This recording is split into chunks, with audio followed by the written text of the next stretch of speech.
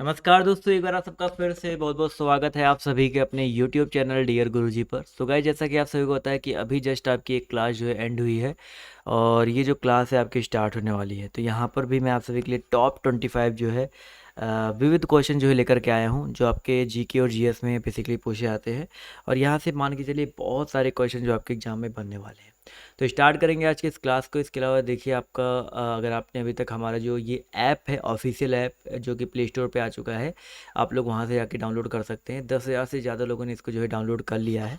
तो अगर आपने डाउनलोड नहीं किया है तो उसको डाउनलोड कर लीजिए। यहाँ पर मैंने आप सभी के एग्ज़ाम के लिए जो है Hindi test series, reasoning test series, मतलब आपके एग्ज़ाम जो बीएड के एग्ज़ाम आप देने वाले हो उस एग्ज़ाम से रिलेटेड जो है मैंने टेस्ट सीरीज जो है बना के रखे हैं। जहाँ पर आप लोग, जैसे आप लोग बिल्कुल पेपर में देते हो ना कि इतना नंबर आपने सही किया, इतना माइनस मार्किंग हिसाब से आपका इतना नंबर आ रहा है, जो भी चीज़ें आपको वहाँ पर देखने को मिलेंगी। तो आप लोग एक बार जो है इसको देखिएगा डाउनलोड करके, और एक बार एक ट्रायल भी ले सकते हैं फ्री, मतलब 4 से 5 टेस्ट सीरीज जो है फ्री है। तो उनको आप फ्री पहले देख करके डेमो दे लीजिएगा, उसके बाद आप लोग आगे बढ़िएगा। ठीक है, तो एक बार डाउनलोड करके जरूर देखिए। तो चलिए स्टार्ट करते हैं आज के पहले क्वेश्चन की तरफ। तो पहला क्वेश्चन देखिए आपके सामने ये रहा।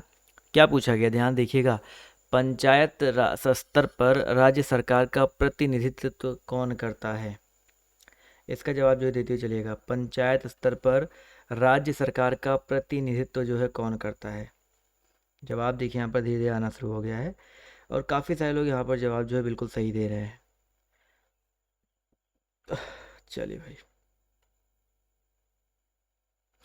बिल्कुल सही जवाब आ रहा है सर। यहाँ पर पंचायत स्तर पर राज्य सरकार का जो प्रतिनिधित्व है वो आपका कौन करता है? ग्राम सेवक करता है। ठीक है, ग्राम सेवक करता है। तो यहाँ पर जितने लोग ऑप्शन नंबर ए जवाब दे रहे हैं वो लोग दोस्तों यहाँ पर बिल्कुल करेक्ट हो जाएंगे। चलिए अगला क्वेश्चन देखिए आपसे यहाँ पर क्या पूछा गया है। लाल रक्त का आकार होता है। लाल रक्त का जो आकार कैसा होता है? सभी लोग यहाँ पर जवाब जो देते हुए चलिएगा।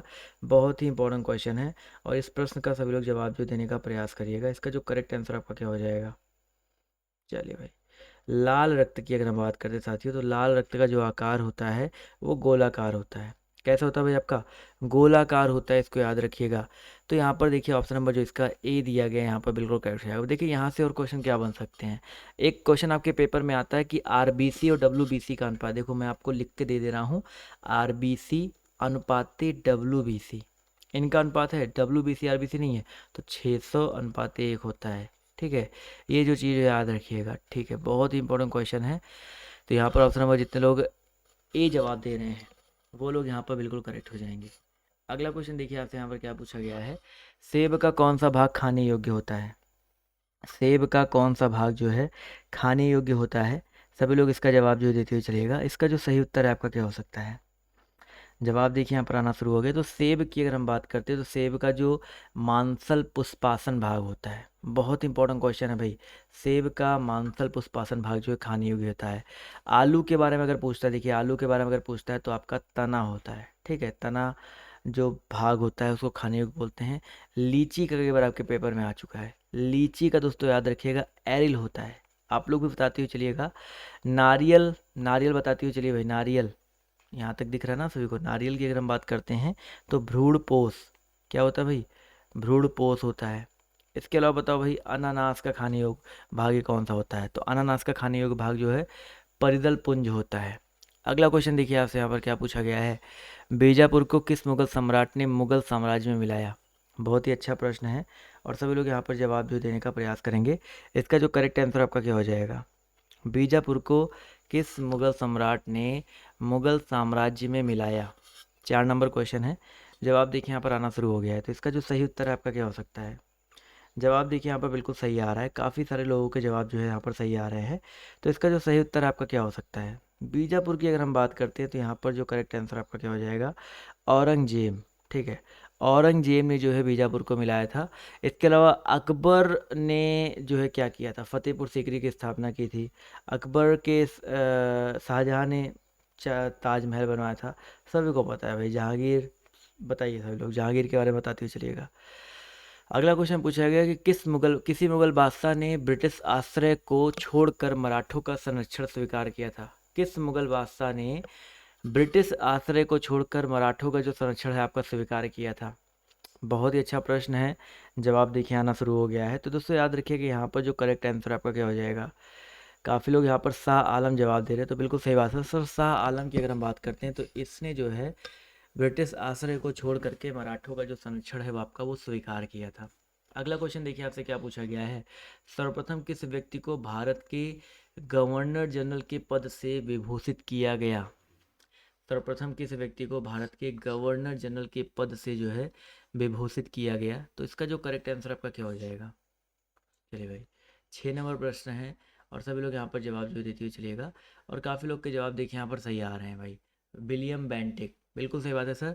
सबसे पहले विलियम बेंटिक को जो है भारत के गवर्नर जनरल के पद से जो है विभूषित किया गया था। तो ऑप्शन नंबर जितने लोग सी जवाब दे रहे हैं, सी ऑप्शन वाले यहाँ पर बिल्कुल करेक्ट हो जाएंगे। लॉर्ड कैनिंग जो था, कैनिंग की अगर हम बात करते हैं तो ये जो है भारत में कंपनी द्वारा नियुक्त जो है अंतिम गवर्नर जनरल था, और तथा हम कह सकते हैं भारत का पहला वायसराय था। ठीक है, ये चीज़ याद रखिएगा। इसके अलावा वारेन हेस्टिंग की अगर हम बात करते हैं तो भारत में कंपनी के अधीन प्रथम गवर्नर जनरल ये आपका वारेन हेस्टिंग हुआ था। और इसके अलावा अगर हम बात करते हैं भाई किसके बारे में, रॉबर्ट क्लाइव के बारे में बात करते हैं। तो आप लोग बताइए थोड़ा सा रॉबर्ट क्लाइव के बारे में। सबके बारे में तो मैं बता ही रहा हूँ आपको। अगला क्वेश्चन देखिए आपसे क्या पूछा गया है कि भारत भारतीयों के लिए ये नारा, कई बार आपको बता चुका हूँ, ये नारा जो है किसने दिया है। आप सभी को यहाँ पर बताना है, भारत भारतीयों के लिए ये नारा जो है किसने दिया था। सभी लोग यहाँ पर जवाब जो देने का प्रयास करेंगे। इसका जो करेक्ट आंसर आपका क्या हो सकता है। बहुत ही ज़्यादा इंपॉर्टेंट क्वेश्चन है और सभी लोग इसका प्रयास जो है जवाब जो है देते हुए चलिएगा। इसका जो सही उत्तर है आपका क्या हो सकता है। बिल्कुल सही जवाब आ रहा है सर। अगर हम बात करते हैं इस प्रश्न के बारे में तो इसका जो सही उत्तर है आपका क्या हो सकता है। ओके, बहुत कम लोग के जवाब देखिए यहाँ पर सही आए हैं। तो यहाँ पर ये नारा आर्य समाज ने दिया था। किसने भाई, आर्य समाज ने दिया था। एक क्वेश्चन आपके पेपर में आता है, वेदों की ओर लौटो, ये नारा जो है किसने दिया था। दयानंद सरस्वती जी ने दिया था। New lives if India dies, sorry new lives नहीं था, who lives if India dies, ये नारा जो है जवाहरलाल नेहरू जी ने दिया था। दुनिया के मजदूरों एक हो, ये नारा कार्ल मार्क्स ने दिया था। कई बार आपको मैं बता चुका हूँ। अगला क्वेश्चन देखिए आपसे क्या पूछा गया है। सुपर कंप्यूटर का आविष्कारक कौन है। भाई कंप्यूटर का आविष्कारक अगर पूछा जाता है, कंप्यूटर के जनक पूछा जाता है तो कौन थे भाई, चार्ल्स बेबिज थे। लेकिन सुपर कंप्यूटर के आविष्कारक कौन थे, इस प्रश्न का देखते हैं कितने लोग यहाँ पर सही जवाब देते हैं भाई। तो यहाँ पर जो करेक्ट आंसर आपका क्या हो जाएगा भाई, 5 प्राथमिक इकाइयों को मिला करके कंप्यूटर बनाया जाता है। तो यहाँ पर दोस्तों सुपर कंप्यूटर के आविष्कारक J.H. Van Tassel. ठीक है, जितने लोग यहाँ पर ऑप्शन नंबर ए जवाब दे रहे हैं वो लोग यहाँ पर बिल्कुल करेक्ट हो जाएंगे। पहला डिजिटल कंप्यूटर पेपर में कभी क्या था, कौन सा था, तो यूनिवेक। पहला डिजिटल कंप्यूटर आपका क्या था भाई, यूनिवेक था। कंप्यूटर में रैम और रोम जो होता है वो स्टोरेज डिवाइस होता है। चलिए अगला क्वेश्चन देखिए आपसे, यहाँ पर 1 मिनट रुक जाइएगा थोड़ा सा। अगला क्वेश्चन देखिए आपसे यहाँ पर क्या पूछा गया है। बोलोमीटर एक यंत्र है जो मापता है। बोलोमीटर एक ऐसा यंत्र है जो क्या मापता है। क्वेश्चन नंबर 9 है, सभी लोग यहाँ पर जवाब देते हुए चलिएगा। तो बोलोमीटर जो एक ऐसा यंत्र है जो उष्मा विकिरण को मापता है। किसको भाई, उष्मा विकिरण को मापता है। तो यहाँ पर ऑप्शन नंबर जितने लोग सी जवाब दे रहे हैं वो लोग यहाँ पर बिल्कुल करेक्ट हो जाएंगे। इसके अलावा दोस्तों अगर हम बात करते हैं सिस्मोग्राफ से क्या मापते हैं, तो सिस्मोग्राफ से जो हम लोग मापते हैं क्या, भूकंप की तीव्रता, ध्वनि की तीव्रता। देखिए ऑप्शन नंबर बी में दिया गया है, ये ऑडियोमीटर एक होता है, ऑडियोमीटर, उससे ध्वनि की तीव्रता मापी जाती है। ठीक है, इसको याद रखिएगा। समुद्र की गहराई फेदोमीटर से मापते हैं। और ऊंचाई को मापने के काम आता है सेक्सीटेंट आता है। बहुत सारी ऐसी चीज़ें होती हैं। ठीक है, चलिए अगला क्वेश्चन देखिए आपसे यहाँ पर क्या पूछा गया है। रंगीन टेलीविजन में प्रयुक्त होने वाले रंग कौन कौन से हैं। रंगीन टेलीविज़न सभी ने देखा होगा, सबके घर में होगा। तो रंगीन टेलीविज़न में प्रयुक्त होने वाला जो रंग है आपका कौन कौन सा कलर का होता है। जो आपके प्राथमिक कलर्स होते हैं, चलिए मैंने आपको एक हिंट दे दिया है। जो आपके प्राथमिक कलर्स होते हैं वो आपके जो हैं रंगीन टेलीविज़न में प्रयुक्त होते हैं। जवाब देखिए आना शुरू हो गया। तो लाल, हरा और नीला, बिल्कुल सही बात है सर। लाल, हरा और नीला, इसको यहाँ पर याद रखिएगा। जितने लोग यहाँ पर ऑप्शन नंबर बी जवाब दे रहे हैं वो लोग जो है यहाँ पर बिल्कुल करेक्ट हो जाएंगे। बहुत ही ज़्यादा इंपॉर्टेंट क्वेश्चन है, नोट डाउन कर लीजिएगा। ठीक है, यहाँ पर इसको याद रखिएगा। जो द्वितीय, ये तो प्राथमिक हो गया ना। द्वितीयक जो रंग होते हैं उनको पीला, मैजेंटा और पीकॉक। मैं आपको यहाँ पर एक चार्ट दे दूँ, इसको नोट डाउन कर लो, बहुत इंपॉर्टेंट है, कोई बताता नहीं आप सभी को। मैं आपको दे दिया, देखिए थोड़ा सा करेक्शन कर लो।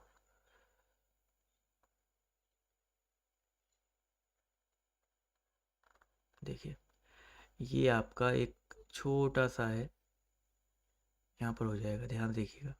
ये आपका लाल है, ये आपका पीकॉक नीला है, पीकॉक नीला है,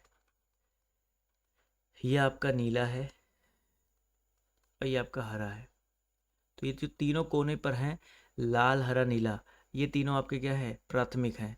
और पीकॉक नीला, मैजेंटा, मैजेंटा और आपका ये पीला, ये तीनों आपके द्वितीयक रंग के अंतर्गत आते हैं।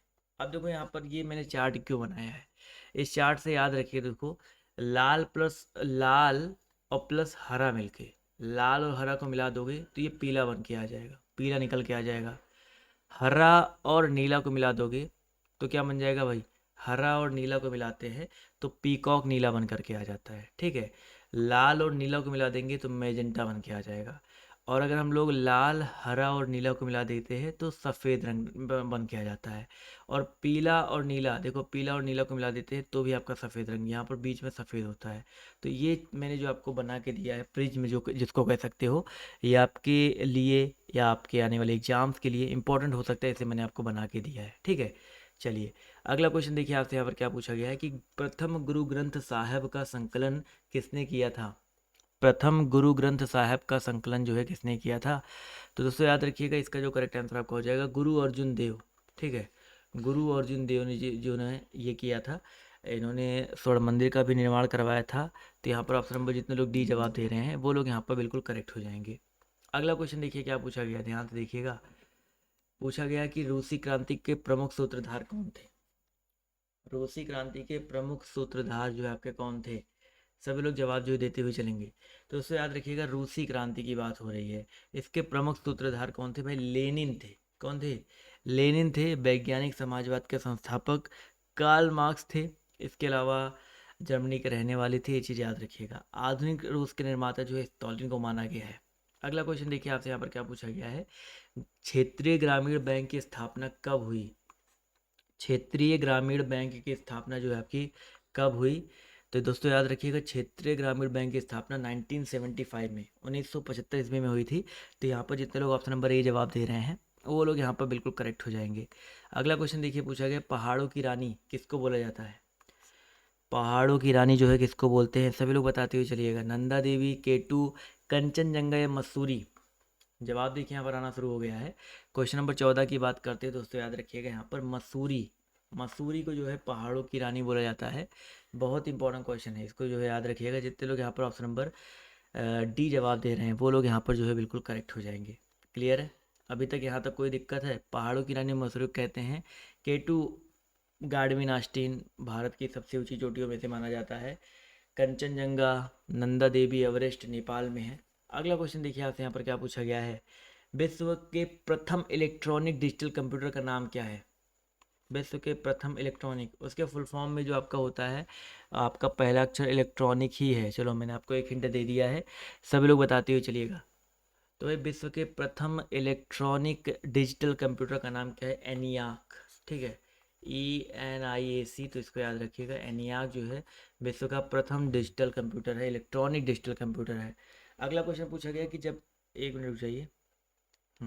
जब पारे को कांच के बर्तन में रखा जाता है तो निम्नलिखित में से में निष्क होता है, निम्नलिखित में क्या निष्कर्षित होता है ये बताना है। निम्नलिखित में से क्या होता है ये बताना है, निम्नलिखित में क्या होता है पारे को जब कांच में रखा जाता है।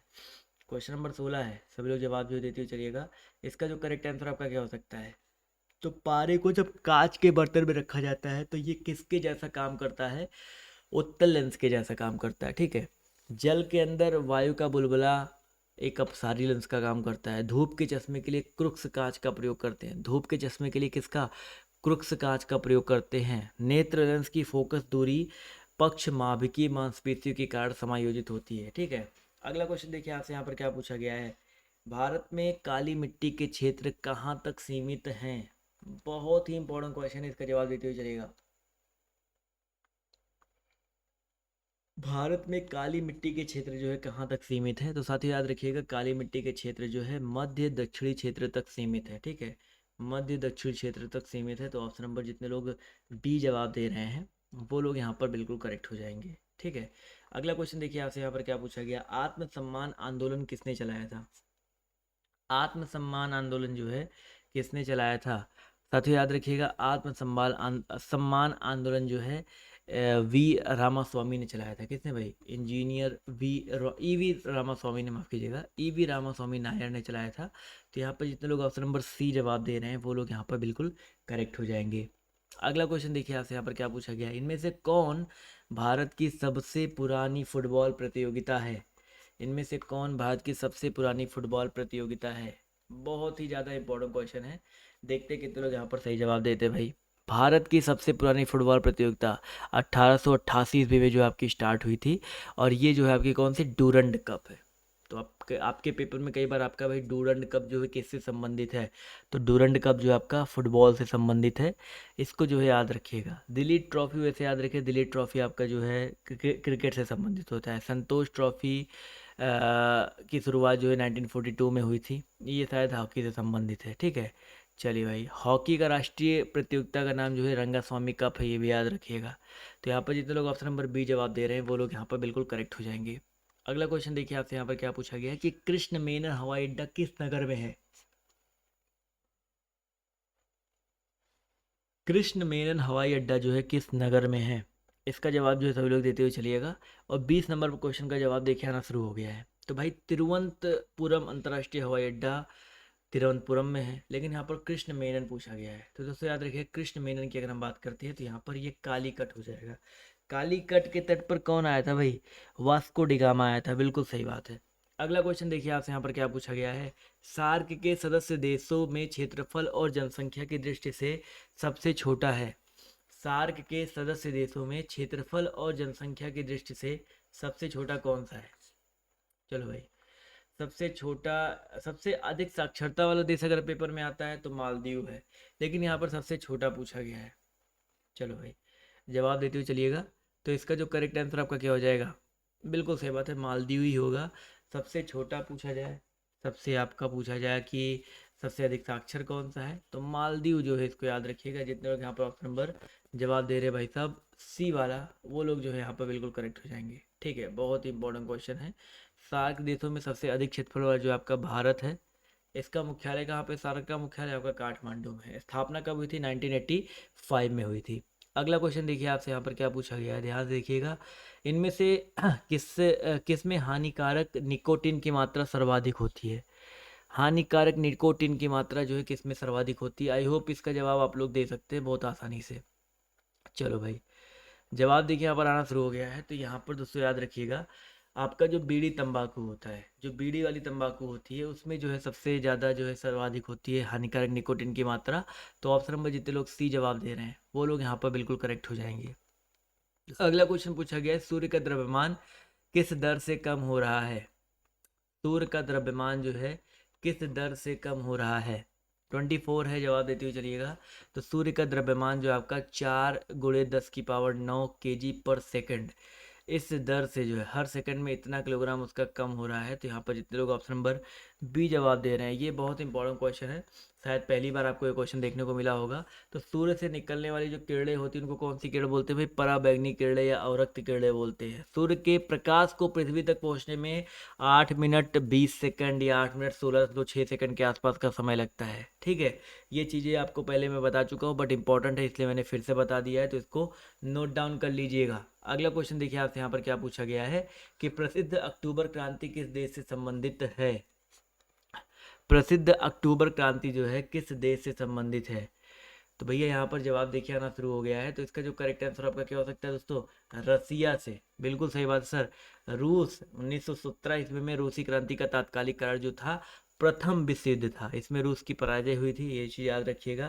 तो यहाँ पर ऑप्शन नंबर जितने लोग डी जवाब दे रहे हैं वो लोग यहाँ पर बिल्कुल करेक्ट हो जाएंगे। आपको पता है ना कि 12 बजे से मेरी क्लास जो है अनअकैडमी पे भी चलती है। तो आप लोग जो लोग नहीं आ सकते अनअकैडमी पर, मेरा जो क्लास का लिंक है देखिए कमेंट बॉक्स में पिन कर दिया है, प्रोफाइल का लिंक नीचे डिस्क्रिप्शन बॉक्स में मैंने दे दिया है। तो आप लोग एटलीस्ट अनअकैडमी वाली क्लास को भी देखने का प्रयास किया करें, ठीक है। इसके अलावा आंसर की के लिए आप लोग जल्दी से जाओ, पीडीएफ जो है आप लोग डाउनलोड कर सकते हो आंसर की के साथ हमारे टेलीग्राम ग्रुप से। तो वहाँ पर जाकर के आप जुड़ जाओ। और एक बार लास्ट में फिर से आपसे बता जाऊँगा, ये हमारा एप्लीकेशन है, इसको डाउनलोड करना जो है बिल्कुल ना भूले। इसके लिए मैंने आपके लिए बहुत ज़्यादा मेहनत करके हिंदी की और रीजनिंग की जो टेस्ट सीरीज है मैंने बना रखी है। तो आज की इस क्लास में सिर्फ इतना ही। अभी के लिए बाय बाय, टेक केयर, जय हिंद, जय भारत। मिलते हैं आप सभी से नेक्स्ट वीडियो में। धन्यवाद।